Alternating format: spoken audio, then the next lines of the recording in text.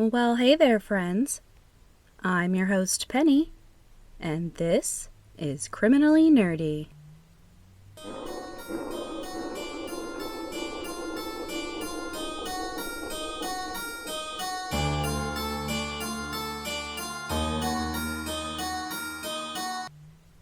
What's up, witches? I'm excited to be back and talking with all my favorite nerds. Are any of you knee-deep in Agatha All Along talk? My FYP knows me far too well because I hear Down the Witch's Road like every time I open the app, and I am not even a little bit mad about it. That song slaps way harder than it should be allowed to. If you're not watching Agatha All Along, it's on Disney+. Go get started. The scenes with Catherine Hahn and Aubrey Plaza alone are enough to have you thanking yourself for taking the time, but the show overall is just awesome. So far, I'm a little bit nervous about how it's going to turn out when the season ends because WandaVision. If you know, you know. Speaking of nervous about how things are going to turn out, November is nearing, so if you haven't already early voted, it's almost time to get out there and cast your ballot. Tell me you love that segue. You loved it. I'm not going to get political about this at all. We don't have time for all that. But I want to urge everyone to get out there and vote. I don't remember how, but I came across votesaveamerica.com.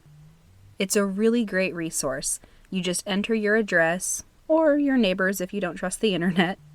The site will show you all of the elections, federal, state, county, and the measures you'll be voting on. It contains all of the candidate backgrounds, and it's very helpful if you're unfamiliar with your local candidates.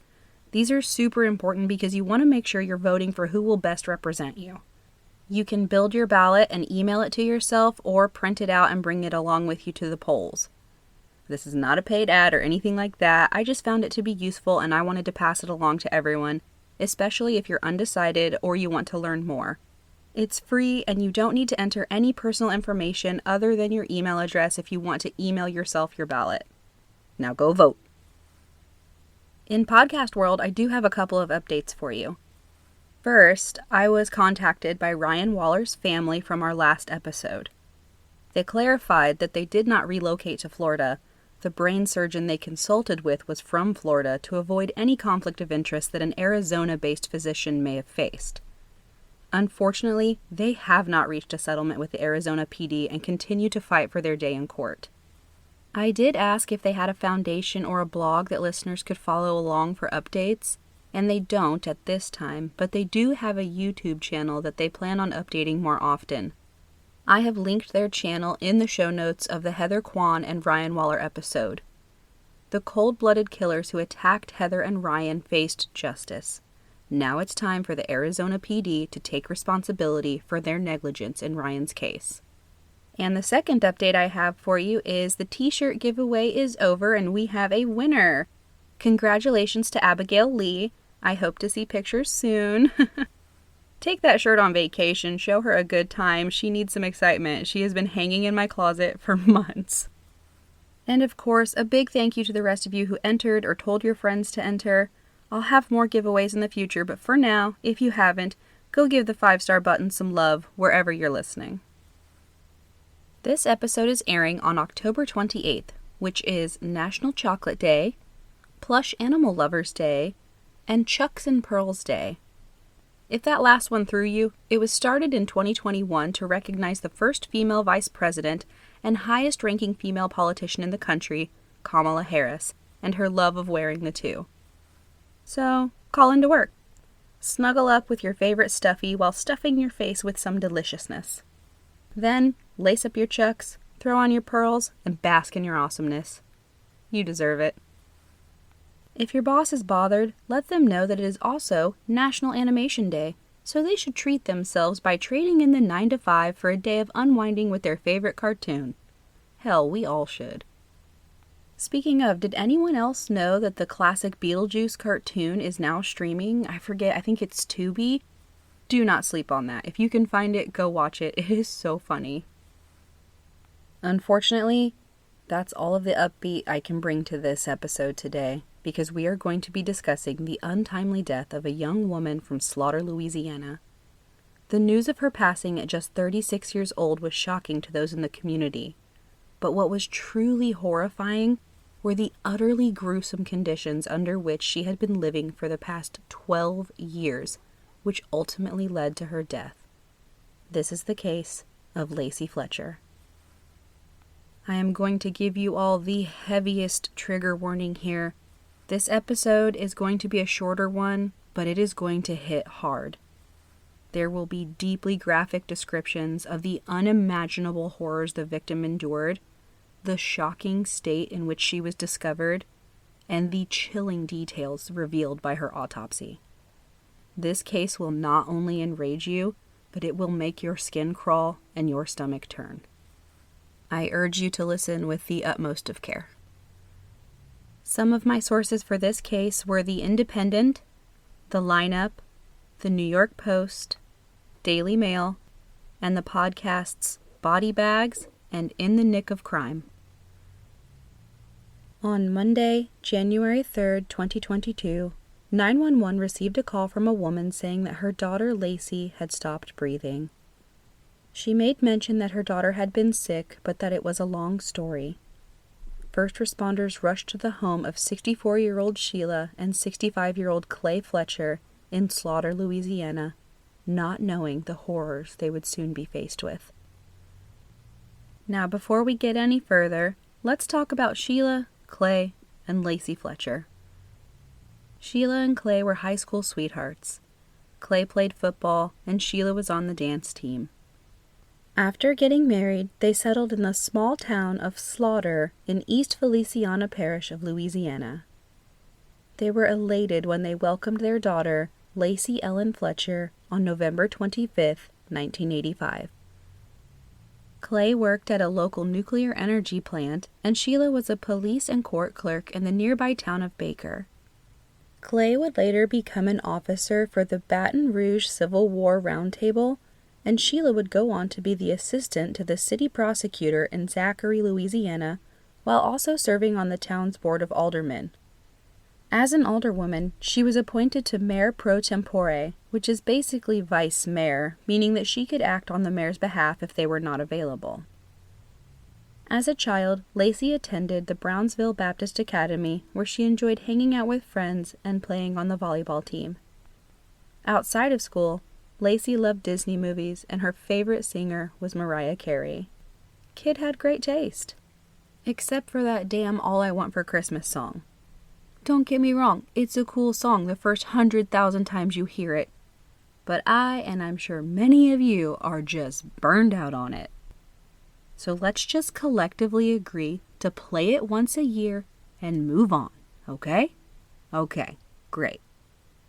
One of the Fletcher's longtime neighbors, Robert Blades, described Lacey as a fun, normal kid. Lacey's 9th grade teacher, Jerry Lowe Howell, said that something seemed to be off about Lacey in her last year. Sometimes she would catch Lacey with a blank stare on her face, or just notice that her behavior seemed off. Only knowing Lacey for a short time, she spoke with others who had known her for years, and they confirmed that Lacey had changed recently. She was acting differently than she had before and had started to fall behind both socially and academically. It has been reported that Lacey was diagnosed with autism and a below-average IQ, but despite falling behind and becoming somewhat distant, Jerry described Lacey as gentle, sweet, and loving, adding that she had the most beautiful eyes and precious smile. After 9th grade, at the age of 14, Lacey's parents began homeschooling their daughter after taking her to see clinical psychologist Dr. Hope, who diagnosed her with severe social anxiety. Though it is widely reported that Lacey had autism, I have not been able to identify who diagnosed her, at what age she was diagnosed, what treatments or measures were taken, or where she may have fallen on the spectrum. It is also unclear if Dr. Hope treated Lacey for autism in combination with the social anxiety or not. Dr. Hope saw Lacey for a total of 12 sessions between the years 2000 and 2002. The next time anyone other than her parents would see Lacey would be 20 years later, when Sheila made the call to 911 to report her daughter's death. I will warn you now, this is going to be incredibly graphic. When first responders entered the home, what hit them first was the incredible stench of urine, feces, and decay. But that was far from the worst of it. Inside the home, law enforcement discovered what they would describe as the worst case of neglect they had ever seen. The unimaginable horrors of the now deceased Lacey's torment would haunt first responders and the parish coroner to the point where they reported sobbing, being unable to eat, and having nightmares. On the couch in the living room was the body of Lacey Fletcher. After being asked 3 times how old her daughter was, Sheila finally told investigators that she was 31. Lacey was 36 years old. Sheila did not know how old her own daughter was. Her young age was only one of the sources of law enforcement's outrage. Lacey was found emaciated, sitting in a hole that had been worn into the couch. She was sitting upright with her legs crossed underneath her. She was partially nude, wearing a shirt that had been pushed up, exposing her breasts. It was immediately clear to investigators that Lacey had been sitting in that spot for a very, very long time. It was also painfully obvious that she had not been properly cleaned or cared for, as she was covered in her own bodily fluids. She had feces smeared on her face, in her mouth, and in her ears. She had insect bites all over her body, including her face, and maggots were found in the open wounds of her bed sores. Some of the bed sores were so deep that her bone was exposed. Her skin was fused to the leather couch, so when she was finally removed from the home to be taken for autopsy, her skin peeled off of her bones from where she had been sitting. If this case is starting to sound somewhat familiar, it is because the media dubbed Lacey the woman who melted into her couch. The couch had scratch marks from where Lacey had been trying to lift herself to alleviate the excruciating pain she was in, but she was unable. The couch being covered in excrement with excessive amounts of urine and feces pooled in and underneath seemed to be the only part of the home that was neglected. The rest of the house in general was neat and tidy despite the unbearable smell. Next to the couch was a portable toilet that was not being used, and there was a table with wipes and various other ointments and creams. Feliciana Parish Coroner Dr. Ewell Beckham examined Lacey at the scene. He said that when he walked in, the home smelled like a sewer and death. Lacey's father, Clay, seemed emotionless, while Sheila sat with her head between her knees. Dr. Beckham found no evidence of Lacey being fed other than a small bag of hard candy nearby. He noted her official time of death as 3:07 a.m., but he believed that she had been dead for 24 to 48 hours, though Sheila had claimed Lacey was alive at 10 o'clock the night before. Lacey's autopsy, which I will warn you again, is incredibly difficult to hear and very graphic, gave investigators a clear picture of the nightmare she had been trapped in for 12 years. Yes, you heard that correctly. They determined that Lacey had been sitting in that spot on that couch for 12 years. Lacey, who was 5'1", weighed only 96 pounds at the time of her death. She suffered from chronic protein malnutrition and acute starvation. By absolutely no fault of her own, Lacey was filthy. Her hair was matted with maggots and feces. The hair was so knotted that it ultimately had to be removed, revealing that her scalp was red and crusted. Her fingernails and toenails were long, dirty, and curled under, with fecal matter present from her severely neglected hygiene. Her body was covered in pressure ulcers, or bed sores, which caused her to suffer from a chronic bone infection. The sores were infested with maggots, including around her genitals. They found that fibers from the couch and maggots had embedded in the surface of her exposed bones. Her tailbone had flattened from the years of remaining in the same position. Her muscles had atrophied from the years of immobility, rendering her unable to move. Despite Sheila's claim of feeding her daughter a sandwich and a bag of Cheetos the night before, her stomach contents told just as horrifying of a story as her extremities did.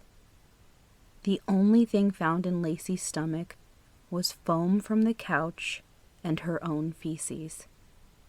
Lacey was forcing herself to eat whatever was within her reach to try and stay alive.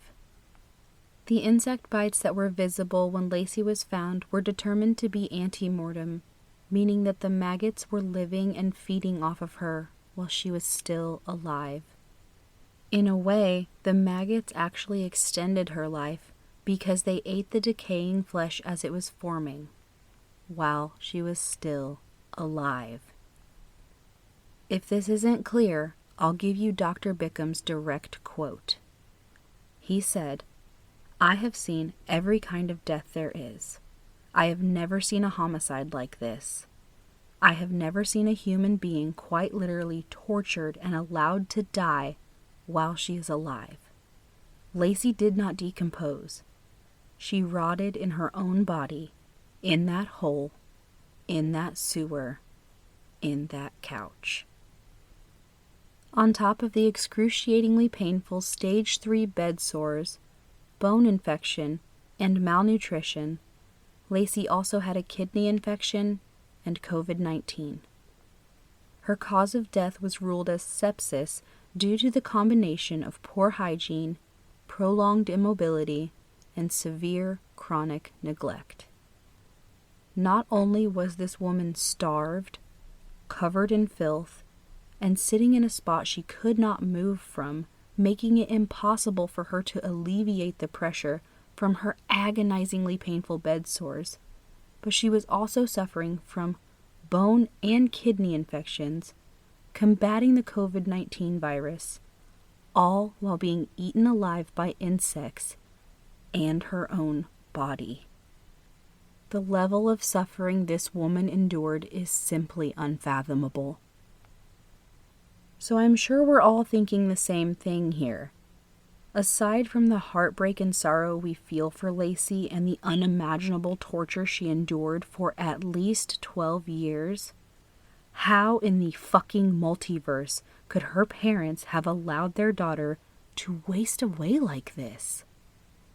I mean, she was on that couch for so long that her body had begun to digest itself. This isn't something that happened over the course of a day, a month, or a year. This is the result of over a decade of severe criminal neglect. According to Sheila and Clay, Lacey hadn't seen a doctor since her 20s because of the severe social anxiety she suffered from, which eventually led to her becoming agoraphobic. However, there were no insurance claims for Lacey in 20 years, proving that she had not seen a doctor since the age of 16, when she was still a minor. The parents told investigators that in 2010, when Lacey began refusing to leave the house or even the living room, as well as other concerning behavior like urinating and defecating on the living room floor, they returned to Dr. Hope in search of guidance. Obviously, he urged them to have her committed and gave them resources to ensure that it happened as smoothly as possible. However, they claim that though Lacey was nonverbal, she was of sound mind. They said that when it came to the subject of being committed to a facility, Lacey refused to cooperate. Clay used the argument that once, in 2007, Lacey managed to dress herself while Sheila was out of town. This was all the confirmation they needed that she was able to make medical decisions for herself, and they wanted to respect her autonomy. Are you fucking serious? 2-year-olds can dress themselves. That is not a sign of someone who is in the right state of mind to make medical decisions. So saying that, well, 3 years before she became immobilized by fear and her behavior became so concerning that we sought advice from her former psychiatrist, she dressed herself once, so she's totally fine to make the call as to whether or not she needs inpatient treatment, is the weakest fucking excuse I have ever heard of. This is your daughter, your child, the person you are supposed to move the heavens and earth for. I don't care if you did think she was of sound mind. Your job as her parent is to take care of her. So if you have to piss her off to get her the care she needs, piss her off. That's what parents do. We act in the best interest of our children, no matter what. Like, just think about a child. How many kids do you know that actually enjoy going to the doctor or the dentist? Probably not many. And I'm sure that we have all met a kiddo who has gone through a phase of refusing to brush their teeth, or throwing a tantrum about taking a bath, or fighting you on going to bed when they clearly need to go to sleep. These situations are so much smaller in comparison, yet you still make your kids do them, even when they push back with all their little might, because it's what's best for them. Would it be easier to just give in and avoid the hassle? Of fucking course it would. But it's not about what's easier for you. It's about doing what's right for them. The town was absolutely stunned to hear not only about the horrific details of how Lacey had been living, but some were surprised to find that Sheila and Clay even had a daughter. Colleagues, friends from church, and acquaintances said that neither had ever mentioned Lacey. Those who did know about Lacey, like their neighbor Robert, were shocked as well. He recalled that in 2017, he saw Clay and asked how Lacey was doing since he hadn't seen her in like 15 years. He asked if she had gone away to college or gotten married. According to Robert, Clay just said, "Oh, she's still around," and then quickly changed the topic. Others recall hearing frequent complaints from the Fletchers that they wanted to be parents, not caretakers. Well, guess what? You fucking weren't caretakers, because you did not care for that woman by any stretch of the imagination. Sheila and Clay weren't considered a flight risk, so they were not immediately arrested. It wasn't until May 2nd, 2022, that law enforcement felt they had enough evidence to present that Sheila and Clay were arrested for second-degree murder. Their bond was set at $150,000 each, and within 36 hours, they had posted the $30,000 in cash needed to be released until their trial. So if there was any question in your mind as to whether or not they weren't seeking in-home or inpatient treatment due to financial constraints, there's your answer. In fact, Sheila and Clay lived quite comfortably, often taking vacations. Their last vacation was a weekend getaway for New Year's before Lacey passed away. It is assumed that she passed away while they were gone, which explains why Dr. Bickham estimated that her time of death was 24 to 48 hours prior to them calling 911. They hadn't arranged for anyone to come and care for Lacey. They simply left her to starve. Not only did they frequently vacation, leaving their immobilized daughter alone, Dr. Bickham believes that they were not living in the home. Sheila claims that she slept on the couch or next to the couch with Lacey every night, but Dr. Bickham claims that the stench alone would have made the home unlivable. And let's just think about smells for a minute. Like, for example, the smell of a cigarette. Absolutely no shade here, just using it as an example. This smell is very minor in comparison to urine and feces. But without question, you know what the smell of a cigarette is and how easily it sticks to a person, even if they were only out for a 10-minute smoke break. Sure, it dissipates over time, but it's noticeable. Okay, so we're all familiar with bathroom smells. Now imagine that smell being amplified by the sheer concentration of it being in one small space and not being cleaned, added with someone whose flesh is quite literally rotting. Not only would that be something you would be highly unlikely to live with, but you would carry that smell with you. It would permeate your clothes, your hair, and your skin. Do you really think that if your coworker came in every single day smelling like a sewer for 12 years, no one would mention it? Yeah, me neither. The judge initially dismissed the case, but law enforcement and Dr. Bickham were steadfast that there was no way in hell these two were going to walk away from letting their daughter die in such a horrific manner.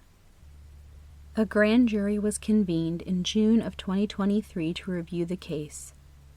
The images of Lacey and details of her autopsy were so upsettingly graphic, not only was the media not allowed in because the images were too shocking for public distribution, but the court actually had medical personnel on standby in the event that one of the jurors became physically ill or fainted. Aside from the overwhelming evidence presented, a psychologist who interviewed both Sheila and Clay determined that neither parent had a mental health condition that would have caused them to neglect their daughter to such an extreme, so there could be no argument about their mental capacity. The point was made clear that though Sheila and Clay did not take direct action in killing their daughter, it was their intentional lack of action that led to her death. To quote Janice Ian, "There are two kinds of evil people in this world, those who do evil stuff and those who see evil stuff being done and don't try to stop it." And that's exactly what they did. Nothing. And their innocent daughter, who relied on and trusted in them, paid the ultimate price in the worst possible way. The jury agreed, and Sheila and Clay were re-indicted for second-degree murder. The plea their lawyer was able to arrange was that in exchange for pleading no contest, their charge would be reduced to manslaughter. Pleading no contest is not an admission of guilt, but rather that the person does not admit to or dispute the charge and will accept sentencing. They entered their plea of no contest on February 6, 2023. Arguments were made for leniency, but victim advocate Dana Lovett left no fucking crumbs when she said, quote, "Nobody should have to live like she did all these years. They had so many resources at their fingertips, especially Mrs. Fletcher. Why she didn't utilize those resources when she was actually almost hand in hand with the people that could help is beyond me." District Judge Betsy Jones was clear about her position as well, saying, quote, "I don't really care. This was a tragedy. The truth is that Lacey laid on the couch and slowly died because she got no medical or mental health care." On March 20th, 2024, Sheila and Clay, both 66 at the time, were sentenced to 40 years in prison, the maximum allowable under Louisiana law, with 20 years suspended. This means that neither Sheila or Clay will be eligible for release until the age of 86. If they commit any further offenses while incarcerated, they will have to serve the full 40-year term. If they make it to release, they will remain on probation, and any violations would also land them right back to serving the additional 20 years. No matter how you look at it, the sentence they received pales in comparison to the gruesome and torturous punishment their innocent daughter was forced to endure at their hands. And that, my friends, is the tragic case of Lacey Fletcher. That's all I've got for you today, my guys, gals, and non-binary pals. Please make sure to rate, review, and subscribe wherever you're listening so that you never miss an episode. If you would like to make a donation to the podcast, there will be a support the show link in the show notes, or you can go to buymeacoffee.com/criminallynerdypodcast. You can also find me on Facebook, Instagram, Threads, and TikTok at Criminally Nerdy Podcast. Twitter, X, whatever, at Crime Nerd Pod. Or shoot me an email anytime at criminallynerdypodcast@gmail.com. Till next time, keep it nerdy.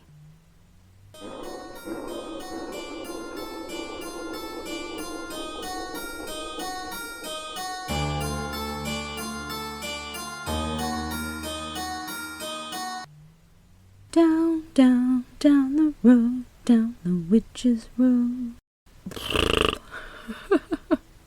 Ygritte.